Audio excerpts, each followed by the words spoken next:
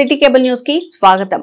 మృతురాలి fixed deposit ను బంధువులే forgery సంతకాలతో కాజేసిన ఉదంతం మజిలీపట్నంలో చోటు చేసుకుంది.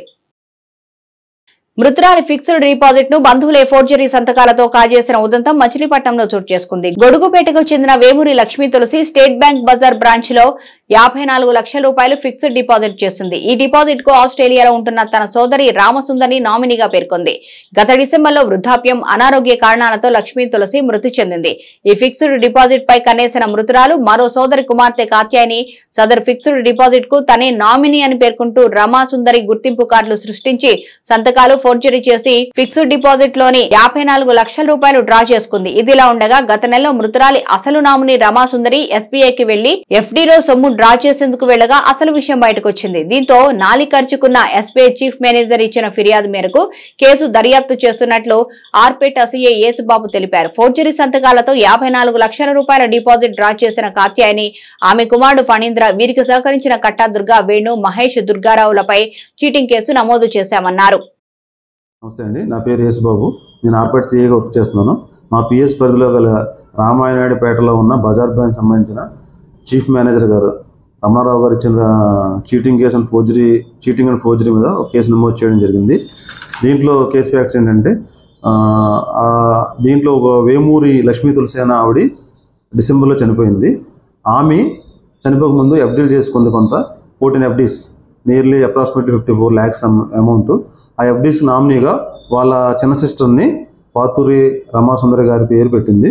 అయితే చనిపోయిన తర్వాత, చనిపోయే టైంకి ఆమె రమాసుందరి గారు ఆస్ట్రేలియాలో ఉంది.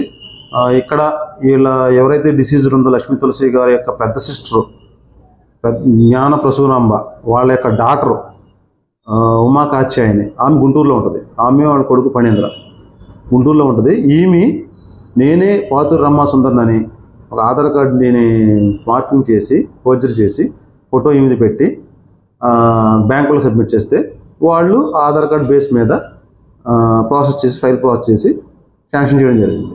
ఆ డబ్బులు ఏమి తీసేసుకుంది 54,47,000 చేంజ్.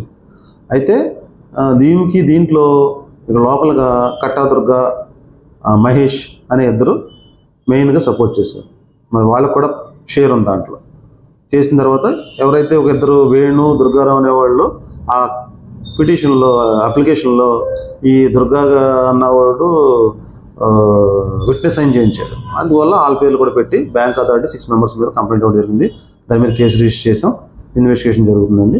ఎవరు ఏ పాత్ర ఏంటన్నది ఇన్వెస్టిగేషన్ చేసిన తర్వాత యాక్చువల్ ముద్దాయిల్ని అరెస్ట్ చేయడం జరుగుతుంది. SBI State Bank of India Bazar branch Ramayampet. ఇప్పుడు ఆరుగురులో ఇప్పుడు మీకు ఉమా కాత్యాయని, వాళ్ళ కొడుకు ఫణీంద్ర, కట్టా దుర్గా, మహేష్ అనే అతను, ఇంకొక అతను వేణు, ఇంకొకడు పవన్ కుమార్, 6. ఇంకా లేదండి, ఇన్వెస్టిగేషన్లో భాగంగా ఇన్వెస్టిగేషన్ చేస్తాం. ఇంకా వాళ్ళని మేము అదుపులో తీసుకోలేదు. Complaint SBI chief manager Ramanarao గారు ఇచ్చారు. ఇందులో ఎవరైతే ముద్దాయిలో అందరినీ ఆధార్ కార్డు మార్పు చేసినా కూడా వాళ్ళు కూడా. విజయవాడ వరద బాధితులకు మానవతా స్వచ్ఛంద సంస్థ స్టార్ హెల్పింగ్ హబ్లు 2 లక్షల రూపాయల ఆహార పదార్థాలు వితరణగా అందించింది. విజయవాడ వరద బాధితులకు మానవతా స్వచ్ఛంద సంస్థ స్టార్ హెల్పింగ్ హబ్లు 2 లక్షల రూపాయల ఆహార పదార్థాలు వితరణగా అందించింది.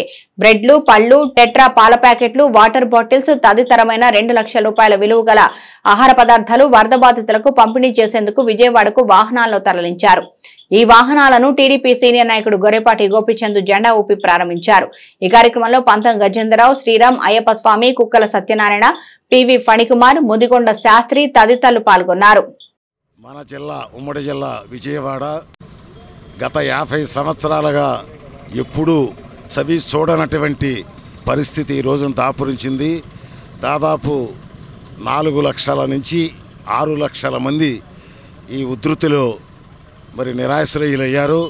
కనీసం 3 రోజుల నుంచి వాళ్ళకి ఆహారం, పాలు, నీళ్లు కూడా లేని పరిస్థితుల్లో మరి ఈ రోజున రాష్ట్ర ప్రభుత్వం నారా చంద్రబాబు గారి నాయకత్వంలో మరి ఏదైతే కూటమి ప్రభుత్వం ఉందో బ్రహ్మాండమైన స్టెప్ తీసుకుంటూ నిద్రాహారాలు మాని డైరెక్ట్గా ప్రజల దగ్గరికి వెళ్ళి వాళ్ళకి కావలసినటువంటి ఆహార సౌకర్యాలు, సురక్షిత కేంద్రాలకి తీసుకెళ్ళటం, ఇటువంటి కార్యక్రమాలన్నీ కూడా ప్రభుత్వం సత్వర నివారణ దీన్ని యుద్ధ ప్రాతిపదికన తీసుకోవటం ముదావహం. అందులో భాగంగా స్వచ్ఛంద మానవతా సేవా సంస్థ మచిలీపట్నం స్టార్ హెల్పింగ్ హ్యాండ్ మరి దానికి స్పందించి వారి ఇబ్బందులు వారికి ఉండా కూడా ఏమైనా మానవతా సంస్థ ద్వారా మనం స్పందించాలి, సాటి ప్రజల ఇబ్బందుల్లో ఉండాలనే ఉద్దేశంతో తన వంతు సాయంగా కొల్లు రవీంద్ర గారు కోరగానే 2 లక్షల రూపాయలు సరుకులు ఈరోజు నిత్యావసర వస్తువులు కానివ్వండి. ఈరోజు విజయవాడ గత 3 రోజుల నుంచి వరదల ముంతెచ్చడం వల్ల మొత్తం విజయవాడ ప్రజలందరూ కూడా పాపం కకావికలంలో చాలా ఇబ్బందులు పడుతున్నారు. అలాగే 3 రోజుల నుంచి కరెంటు, వాళ్ళకి తినడానికి తిండి, మంచినీళ్ళు, పాల ప్యాకెట్లు లేకపోవడం వల్ల చాలా ఇబ్బంది పడుతున్నారని చెప్పి తెలుసుకుని మన మచిలీపట్నం నుంచి స్టార్ హెల్పింగ్ హబ్, అలాగే మానవతా స్వచ్ఛంద సంస్థ మరియు మాతృమూర్తి సంస్థ వాళ్ళు కలిపి బ్రెడ్ ప్యాకెట్స్, పాల ప్యాకెట్లు, వాటర్ బాటిళ్ళు, బిస్కెట్స్ ప్యాకెట్స్, ఫ్రూట్స్ ఇలా దాదాపు పిల్లలకి పెద్దలకి అందరికీ ఉపయోగపడే వస్తువుల్ని ఈరోజు మన గోపీచంద్ గారి ఆధ్వర్యంలో మరి అలాగే కూటమి సభ్యుల ఆధ్వర్యంలో మన లక్ష్మీ టాకీస్ సెంటర్లో జెండా ఊపి ఈరోజు 2 లక్షల దాదాపు సరుకుల్ని విజయవాడ పంపించడం అనేది నిజంగా చాలా గొప్ప విషయము. కాబట్టి ఈ కార్యక్రమంలో పాల్గొనడం, అలాగే ఈ చుట్టుపక్కల ఉన్న స్వచ్ఛంద సంస్థలందరూ కూడా తమ బాధ్యతగా సమాజం బాగుంటే మనందరం బాగుంటాం కాబట్టి ఇది సమాజంలో వచ్చిన విపత్తు కాబట్టి తమ వంతు బాధ్యతగా మీరు చేయవలసిన సహాయం చేస్తారని చెప్పి మనస్ఫూర్తిగా కోరుకుంటూ అందరికీ కూడా ధన్యవాదాలు. నిద్రాహారాలు మానేసి బాధ్యతల దగ్గర ఉన్నారు. అలాగే మన మంత్రివారి కొల్లు రవీంద్ర గారు కూడా ఆ బాధ్యతల వెంట అలాగే వాళ్ళని సంరక్షిస్తూ ఉన్నారు. మరి గౌరవ ముఖ్యమంత్రి అలాగే మంత్రి కొల్లు రవీంద్ర గారి పిలుపు మేరకు మానవతా స్వచ్ఛంద సేవా సంస్థ పక్షాన మా అధ్యక్షుడు శ్రీరామ్ గారు, మిత్రులందరూ కలిసి, చైర్మన్ గారు అలాగే గోపిచంద్ గారు కలిసి ఇక్కడి నుంచి 2 లక్షల విలువ గల మరి ఆహార పదార్థాలే కాకుండా అక్కడ ఉండేటువంటి ఆ బాధితులకు కొంచెం ఆత్మస్థైర్యం చెప్పడం, అది ఆ లక్ష్యంతో వెళ్తున్నాం. ఇక్కడ కష్టాలు అందరికీ వస్తాయి.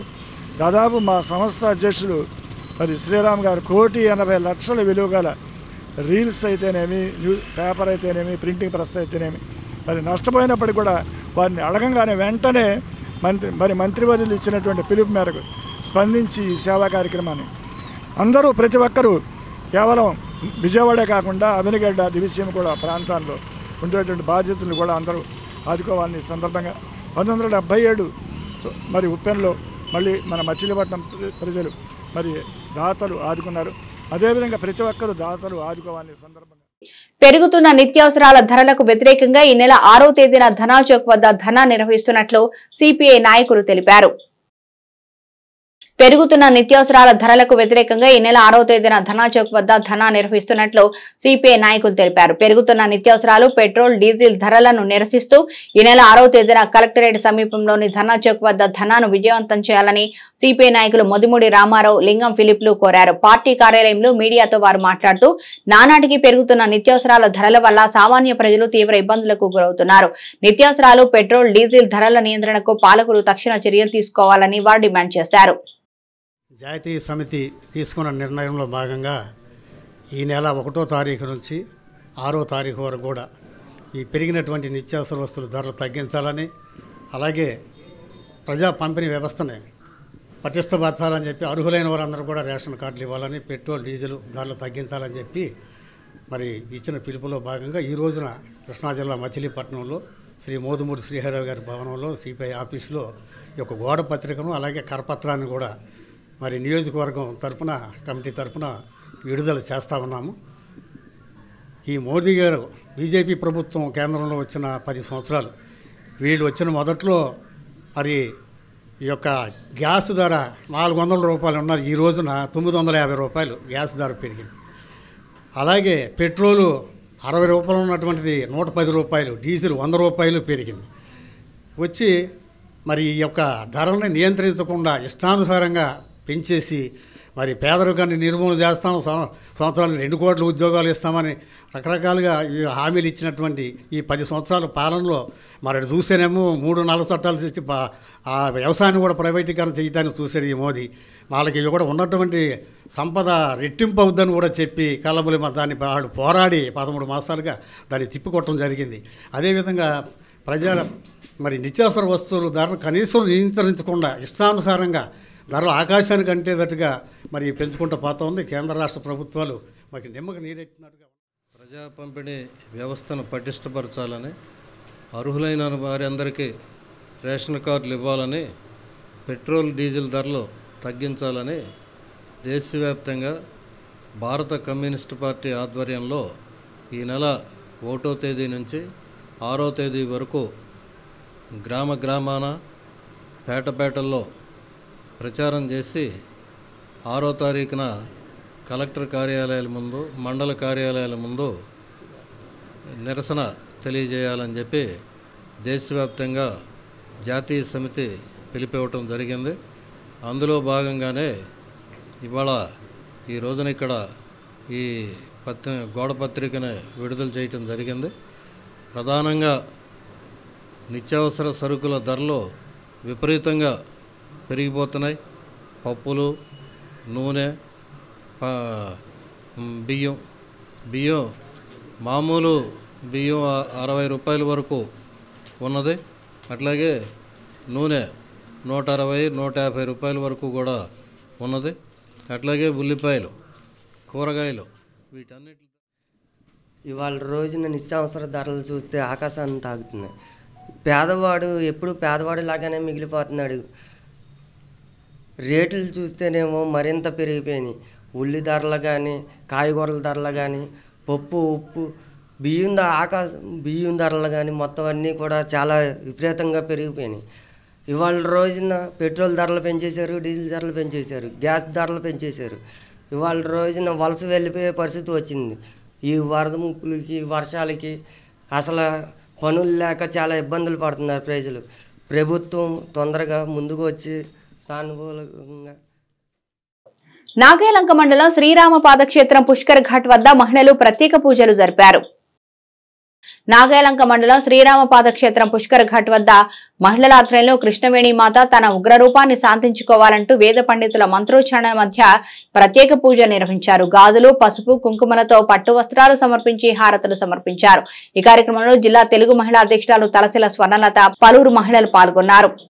మనం ఈ కృష్ణా జిల్లా కదా ఆంధ్ర రాష్ట్రంలో మరి వర్షాలు పడి వరదలు ముంచెత్తడం, మరి కృష్ణానది కరవళ్ళు తొక్కుకుంటూ దాదాపు 11 లక్షల క్యూసెక్కుల నీరు మరి దిగువ ప్రాంతానికి ప్రకాశం బ్యారేజ్ నుంచి వదలటం, అనేక లంక గ్రామాలు కానివ్వండి, పొలాలు, ఈ వర్షాలకు పొలాలు కానీ ముంపుకు గురి కావటం, మరి అదేవిధంగా మరి ఈ 2-3 రోజుల నుంచి కూడా చాలా పల్లపు ప్రాంతాలన్నీ కూడా మరి మునిగిపోవటం, వర్షాభావానికి మరి విజయవాడలో కూడా మరి సింగనగర్ అవన్నీ ఆ ప్రాంతాలన్నీ కూడా మునిగిపోవడం జరిగింది. ఏది ఏమైనప్పటికీ మా దిగువ ప్రాంతం అప్పటికీ కూడా కట్టలన్నీ కూడా ఎక్కడైతే అక్కడ అందరూ కూడా పటిష్టం చేసుకున్నారు. ప్రమాదం నుంచి తప్పిందనే చెప్పుకోవచ్చు. మరి ఆ కృష్ణమ్మ తల్లి మరి ఇకనైనా ఆ ఉగ్ర రూపాన్ని శాంతించమని మరి ఇక్కడ మహిళలందరం కూడా మరి పసుపు కుంకాలు, చీర సారెలతో అమ్మవారిని వేడుకోవడం జరుగుతుంది. ఇక్కడ నాగాలంక భారీ వర్షాలకు మచిలీపట్నం మండలంలో పంట పొలాలు మునిగిపోయి రైతులు భారీగా నష్టపోయారు. భారీ వర్షాలకు మచిలీపట్నం మండలంలో పంట పొలాలు మునిగిపోయి రైతులు భారీగా నష్టపోయారు. మచిలీపట్నం మండలం సీతారాంపురం, సుల్తానగరం, ఎస్ఎన్ గొల్లపాలెం, అరిసేపల్లి, చిన్నపురం తదితర ప్రాంతాల్లో వరి, వేరుశెనగ పొలాలు నీటిలో తేలియాడుతున్నాయి. ఆయా ప్రాంతాల్లో కృష్ణా జిల్లా తెలుగు రైతు అధ్యక్షులు గోపు సత్యనారాయణ పర్యటించి పంట పొలాలను పరిశీలించి జరిగిన నష్టాన్ని రైతులను అడిగి తెలుసుకున్నారు. గత ప్రభుత్వం డ్రైనేజీ వ్యవస్థను నిర్వీర్యం చేస్తుందని, దాని పర్యవసానమే పొలాలు నీట మునగటానికి కారణమన్నారు. కూటమి ప్రభుత్వం ఏర్పాటైన తర్వాత వెంటనే కాలువల్లో గుర్రపుడెక్క తొలగించడం జరిగిందన్నారు. ఈ కార్యక్రమంలో నాయకులు మాజీ ఎంపీపీ కాగిత వెంకటేశ్వరరావు, పలువురు రైతులు పాల్గొన్నారు. గత 2 రోజులు బట్టి కురుస్తున్నటువంటి భారీ వర్షాలకు ఎన్నడూ లేనటువంటి సుమారు 50 సంవత్సరాల కిందట ఇలాంటి వర్షం ఉందని చెప్పేసి అని పెద్దలందరూ కూడా చెప్తున్నారు. అలాంటి వర్షం ఈ రోజున కురిసిందని అంటే రైతులందరూ కూడా అంతా కూడా ఎదలు చల్లి నాట్లు వేసుకొని సుమారు 70 రోజులు 60 రోజులు ఉన్నటువంటి పంట ఈ రోజున మునిగిపోవడం జరిగింది. ఈ రోజున ఎస్ఎన్ గొల్లపాలెం అలాగే సీతారాంపురం గ్రామాల్లో పర్యటించాం. ఈ 2 గ్రామాల్లో కూడా వరి చాలా దెబ్బతింది. అయితే దీనికి కారణం గత ప్రభుత్వం జగన్మోహన్ రెడ్డి నిర్లక్ష్యమే. ఆయన గత 5 సంవత్సరాల్లో ఏ ఒక్క డ్రైన్ కూడా తవ్వినటువంటి పరిస్థితి లేదు.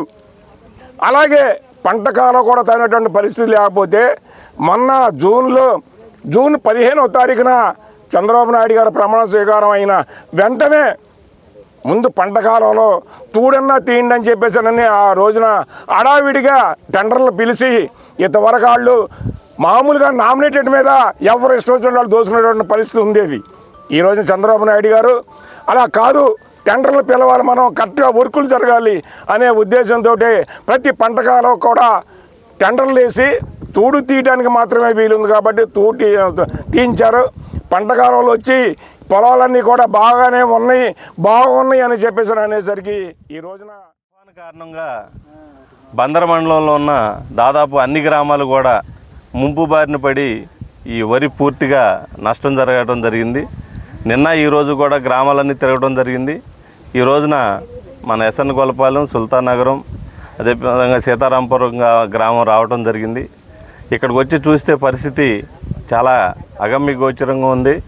రైతులందరూ కూడా చాలా ఇబ్బంది పడుతూ ఉన్నారు.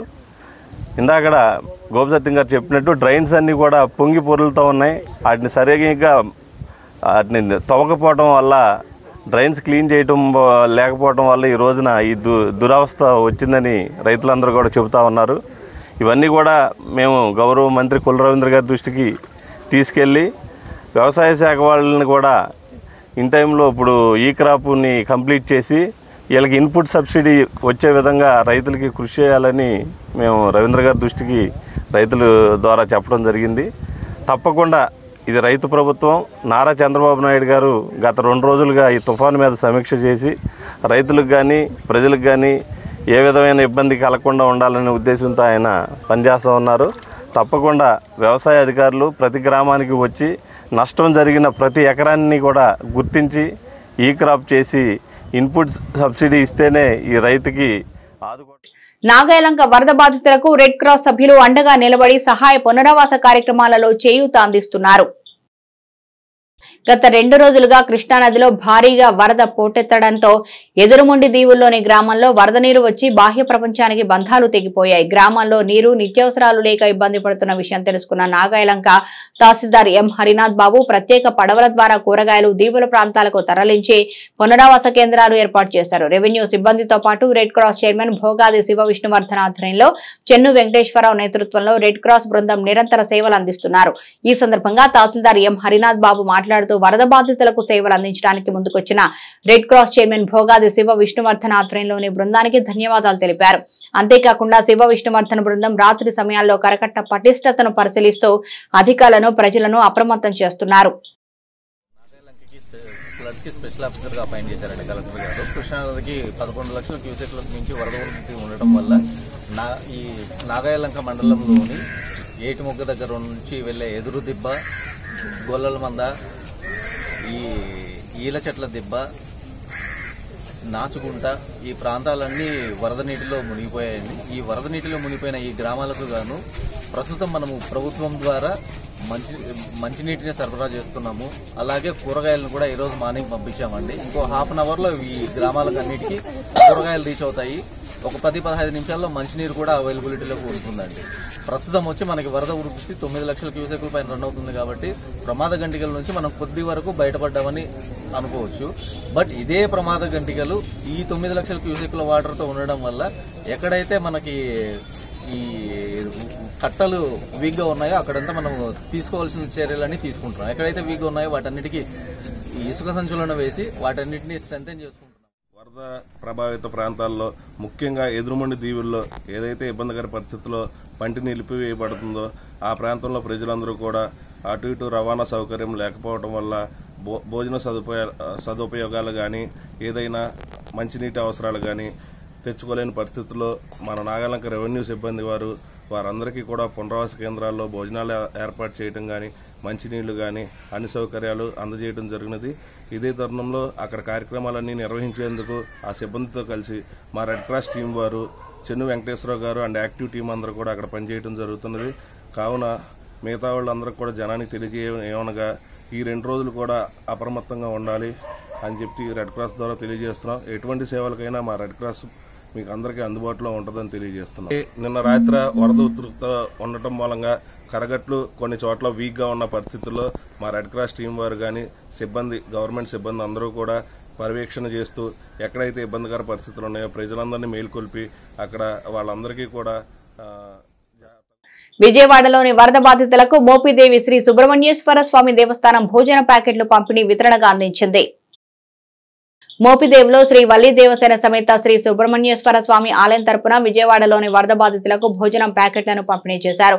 ముఖ్యమంత్రి నారా చంద్రబాబు నాయుడు ఆదేశాల మేరకు దేవాదాయ శాఖ మంత్రి ఆనం రామనారాయణ రెడ్డి, దేవాదాయ శాఖ కమిషనర్ ఎస్ సత్యనారాయణ సూచన మేరకు దేవస్థానంలో తయారు చేసిన భోజనం ప్యాకెట్లను ఆలయ సహాయ కమిషనర్ నల్లం సూర్య చక్రధరరావు ఆధ్వర్యంలో విజయవాడ తరలించారు. ఈ సందర్భంగా చక్రధరరావు మాట్లాడుతూ సుబ్రహ్మణ్యేశ్వర స్వామి వారి దేవస్థానం తరపున విజయవాడ పరిసర ప్రాంతాల్లోని 6,000 మందికి పైగా భోజనం ప్యాకెట్లు పంపిణీ చేయడానికి తరలించామన్నారు. ఈ కార్యక్రమంలో ఆలయ సూపరింటెండెంట్ బొప్పన సత్యనారాయణ, ఆలయ ప్రధాన అర్చకులు బుద్ధు పవన్ కుమార్ శర్మ సిబ్బంది పాల్గొన్నారు. స్వయంభూ మోపిదేవి గ్రామంలో వేయించేసిన వల్లి దేవస్థాన సమేత సుబ్రహ్మణ్యేశ్వర స్వామి దేవస్థానం నుండి మరి కృష్ణానదికి కనివిని ఎరగని వరద బీభత్సంలో సర్వస్వం కోల్పోయిన బాధితులకు ఉపశమనంగా దేవాదాయ ధర్మాదాయ శాఖ మంత్రివర్యులు మరియు కమిషనర్ గారు మరియు ముఖ్యమంత్రి గారి యొక్క ఉప ముఖ్యమంత్రి గారి సూచనల మేరకు మరి ఇక్కడ నుండి ఈ దేవస్థానం నుండి 6,000 పులిహార ప్యాకెట్లు, 10,000 వాటరు బాధితులకు ఇవ్వడానికి మేము ఈ యొక్క సేవా సమితి సహకారం, ఆలయ సిబ్బంది సహకారంతో తయారు చేయడం జరిగింది. ఇవి తీసుకుని వెళ్ళి మరి అక్కడ ఉన్న లోతట్టు ప్రాంతాల్లో ఎవరైతే ఉన్నారో కలెక్టర్ గారి సూచనల మేరకు అక్కడ దేవస్థానం తరఫున, మోపిదేవి సుబ్రహ్మణ్య స్వామి దేవస్థానం తరఫున అక్కడ వినిమయం చేయడం జరుగుతుందని మీ ద్వారా లంక గ్రామాల్లో వరద ముప్పు తొలగే వరకు పునరావాస కేంద్రాల్లోనే ఉండాలని మాజీ ఎంపీ కొనకళ్ల నారాయణ, నియోజకవర్గ నాయకులు మండలి వెంకట్రావు విజ్ఞప్తి చేశారు. లంక గ్రామాల్లో వరద ముప్పు తొలగే వరకు పునరావాస కేంద్రాల్లోనే ఉండాలని మాజీ ఎంపీ కొనకళ్ల నారాయణ, నియోజకవర్గ నాయకులు మండలి వెంకట్రావు విజ్ఞప్తి చేశారు. చెల్లపల్లి జడ్పీ హైస్కూల్లో పునరావాస కేంద్రంలో ఆముదాలంక వరద బాధితులను, చెల్లపల్లిలోని పల్లపు ప్రాంతాల నుంచి వచ్చిన బాధితులను పరామర్శించారు. పునరావాస కేంద్రాల్లో ప్రభుత్వం కల్పించిన సౌకర్యాలను వినియోగించుకుంటూ జిల్లా కలెక్టర్ నుంచి తదుపరి ఉత్తర్వులు వచ్చే వరకు శిబిరాలను వీడి లంకలోకి వెళ్లే ప్రయత్నం చేయవద్దని విజ్ఞప్తి చేశారు. వైస్ ఎంపీపీ మోలా రాంబాబు, సర్పంచి పైడిపాముల కృష్ణకుమారి, మండల కోఆప్షన్ సభ్యులు షేక్ నభిగోరి, మోర్లా శివ, జనసేన పట్టణాధ్యక్షులు బొందలపాటి వీరబాబు, టీడీపీ జనసేన నాయకులు యాసన్ చిట్టిబాబు తదితరులు ఈ కార్యక్రమంలో పాల్గొన్నారు. ఉప ముఖ్యమంత్రి, జనసేన పార్టీ అధినేత కొణిదెల పవన్ కళ్యాణ్ స్ఫూర్తితో వరద బాధితులకు జన సైనికులు తమ వంతు చేయూతనందిస్తున్నారు. మోపిదేవి మండలంలోని కే కొత్తపాలెం, బొబ్బలంక, మోపిదేవి వార్పుల వద్ద వరద ఉధృతికి ఆయా గ్రామాల్లోని గృహాలు నీట మునిగాయి. దీంతో చెల్లపల్లి, పాత మాజేరు గ్రామాలకు చెందిన జన సైనికులు తమ వంతుగా వెజిటబుల్ బిర్యానీ ప్యాకెట్లను బాధితులకు జనసేన పార్టీ మోపిదేవి మండల అధ్యక్షుడు పూషడపు రత్నగోపాల్ పంపిణీ చేశారు. వరద బాధితులకు తమ అధినేత పవన్ కళ్యాణ్ ఆశయాలకి అనుగుణంగా సాయం చేస్తున్న జన సైనికులకు ఈ సందర్భంగా రత్నగోపాల్ అభినందనలు తెలియజేశారు. అలాగే వరద ప్రారంభం నుంచి బాధితులకు రోజుకు 100 క్యాన్ల మినరల్ వాటర్ ఉచితంగా అందిస్తున్న మత్తి మురళీకృష్ణకు రత్నగోపాల్ కృతజ్ఞతలు తెలిపారు. ఈ కార్యక్రమంలో జన సైనికులు చోడగం రవితేజ, గండు మురళీకృష్ణ, తిరుమల శెట్టి, బాల వెంకటేశ్వరరావు తదితరులు పాల్గొన్నారు. అకాల వర్షాల వల్ల మోపిదేవి మండలం కుక్కిలిగడ్డ కొత్తపాలెం గ్రామంలో చరిత్రలో ఎప్పుడూ కనీ విని ఎరుగని రీతిలో వచ్చిన వరద తాకిడికి మా కరకట్ట వైపు ఉన్నటువంటి గూడెం కానీ గోడుపాలెం కానీ సుమారు 1,100 మంది ఇక్కడ ఉన్నారు. వీళ్ళందరూ కూడా ఇళ్ళు కోల్పోయి మొత్తం అన్నీ కూడా నిండిపోయి అంతా వరద కరకట్ట మీదకి వచ్చి బిక్కుబిక్కుమంటే అరచేతిలో ప్రాణాలు పట్టుకుని వీళ్ళు జీవనం సాగిస్తున్నారు. అయితే దీనికి ప్రభుత్వం కూడా ఇక్కడ అన్ని విధాలుగా సహాయ సహకారాలు అందిస్తా, పోలీసు వారు కానీ, డిపార్ట్మెంట్ వారు, రెవెన్యూ వాళ్ళు కానీ అందరూ కూడా ఇక్కడ పార్టీల పరంగా జనసేన, తెలుగుదేశం పార్టీ వాళ్ళు అందరూ ఉండి ఇక్కడ చూసుకోవడం జరుగుతుంది. వాళ్ళకి ఎలాంటి ఇబ్బంది కలిగించుకోకుండా అదేవిధంగా మనకి కూడా దాతలు కూడా ఈ రోజు నుంచే నిన్న విక్కు శ్రీనివాసరావు గారు కానీ ఈ రోజు నుంచి మార్నింగ్ వచ్చారు, బందరాళ్ళు వచ్చారు, మన శ్రీనివాసరావు గారు ఇప్పుడు పాషా గారు. దివిసీమలో వరద బాధితులకు ఆహారం అందిస్తూ తమ వితరణ చాటుకుంటున్నారు. నాగాయలంక మండలం పల్లిపాలెం చిన్న కరకట్ట వరద బాధితులకు నాగాయలంక మండలం శ్రీకృష్ణదేవరాయల కాపు సంక్షేమ సంఘం ఆధ్వర్యంలో పునరావాస కేంద్రంలో ఉన్న వరద బాధితులకు సుమారు 300 మందికి మధ్యాహ్న భోజన ఏర్పాట్లు చేశారు. మోపిదేవి మండలంలోని వరద బాధితులకు ప్రముఖ పారిశ్రామికవేత్త వికృతి వీరరాఘవయ్య ఫౌండేషన్ నిర్వాహకులు వికృతి వెంకట శ్రీనివాసరావు భోజనం ప్యాకెట్లను పంపిణీ చేశారు. ఈ సందర్భంగా బాధితులకు 2000 భోజనం ప్యాకెట్లను ఆయన పంపిణీ చేశారు. బంటిమిల్లు కృతివెన్ను మండలాల్లో అంతుచిక్కని జ్వరాలతో అనేక మంది ప్రాణాలు కోల్పోతున్నారు. బంటుమిల్లి మండలంలో అంతుచిక్కని జ్వరాలతో అనేక మంది పేద ప్రజలు పిట్టలు రాలినట్లు ప్రాణాలు కోల్పోతూ ఉంటే మండల వైద్య అధికారులు మాత్రం కేవలం వైరల్ ఫీవర్స్ అంటూ కొట్టిపడేస్తున్నారు. ఈ మధ్య కాలంలోనే బంటుమిల్లి కృతివెన్ను మండలాల్లో అనేక మంది మరణాలు చోటు చేసుకున్నాయి. ఆరోగ్య కేంద్రానికి వచ్చి చేరుకుంటున్నప్పటికీ అధికారులు మాత్రం ఆ మరణాలకు వివిధ కారణాలు చెప్తున్నారు.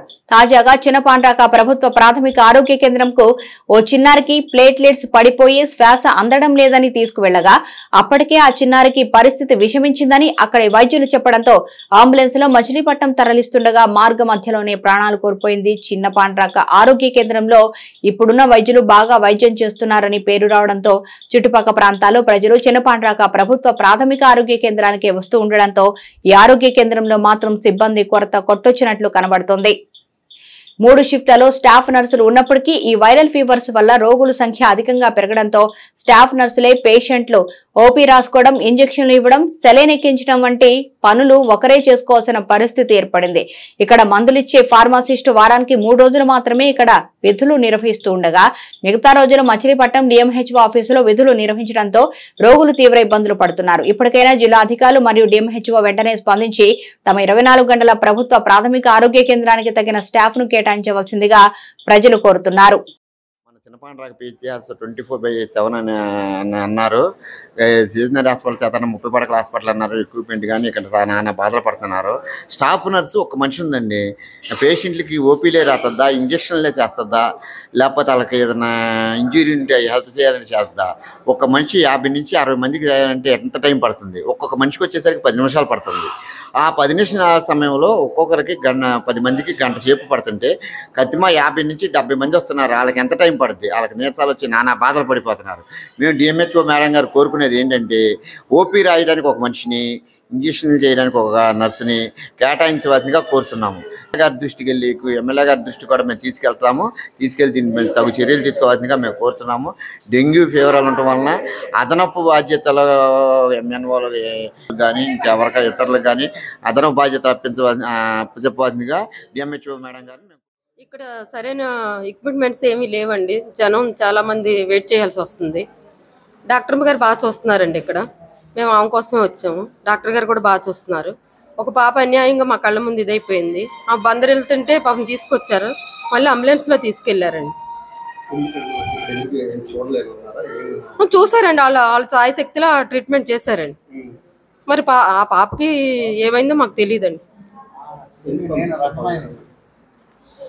శ్వాస అందట్లేదని వాళ్ళ పేరెంట్స్ చెప్పారండి. ఇక్కడ ఏమీ లేని వాళ్ళు మాత్రం ఏం చేయగలుగుతారండి? డాక్టర్లు మాత్రం అన్నీ ఉంటేనే డాక్టర్లు దేవుళ్ళు. మరి మనకి స్టాఫ్ లేరండి. ఎక్కువ మంది వీళ్ళందరూ వెయిట్ చేస్తున్నారంటే లేనట్టే కదండి. సరైన మిషన్లు కూడా లేవండి. సరైన మిషన్లు కూడా ఇక్కడ లేవు. మనకు అందుబాటులో లేవు. ఇక్కడ సరైన మిషన్లు లేవు ట్రీట్మెంట్ చేయడానికి. వాళ్ళు మట్టికి ఏం చేస్తారండి? ఎక్కడికో వెళ్ళాల్సి వస్తుంది, బందర పరిగెత్తికి వెళ్ళాల్సి వస్తుంది. ఇక్కడ నుంచి వెళ్ళేసరికి ప్రాణం ఉంటుందో పోద్దో తెలియదు. హాస్పిటల్ అయితే ఉండగానే సరైనది మెటీరియల్ లేవు ఇక్కడ. సిటీ కేబుల్ న్యూస్ సమాప్తం.